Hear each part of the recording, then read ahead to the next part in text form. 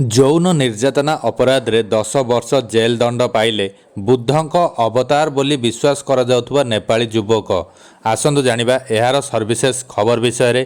ଭଗବାନ ବୁଦ୍ଧଙ୍କ ଅବତାର ବୋଲି ବିଶ୍ୱାସ କରାଯାଉଥିବା ଜଣେ ବ୍ୟକ୍ତିଙ୍କୁ ଯୌନ ନିର୍ଯାତନା ଅଭିଯୋଗରେ ନେପାଳର ଏକ ଅଦାଲତ 10 ବର୍ଷ ଜେଲ୍ ଦଣ୍ଡାଦେଶ ଶୁଣାଇଛନ୍ତି। ନାବାଳିକାଙ୍କୁ ଯୌନ ନିର୍ଯାତନା ଦେବା ଅଭିଯୋଗରେ ରାମ ବାହାଦୁର ବମଜାନଙ୍କୁ ନେପାଳର ଏକ ଅଦାଲତ ଜେଲ୍ ଦଣ୍ଡାଦେଶ ଶୁଣାଇଛନ୍ତି। ଜାନୁଆରୀ ମାସରେ କାଠମାଣ୍ଡୁ ଉପକଣ୍ଠରେ ଥିବା ଏକ ଘରୁ ବମଜାଙ୍କୁ ଗିରଫ କରାଯାଇଥିଲା।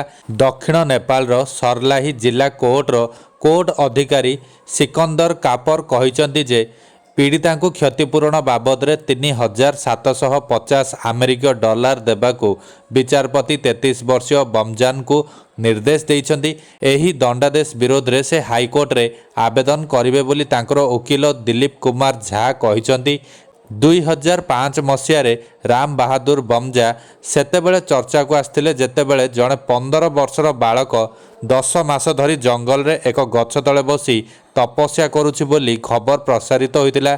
କିଛି ଲୋକ ତାଙ୍କୁ ଗୌତମ ବୁଦ୍ଧଙ୍କ ଅବତାର ବୋଲି କହିବା ଆରମ୍ଭ କଲେ ଏବଂ ତାଙ୍କ ଅନୁଗାମୀ ହୋଇଗଲେ।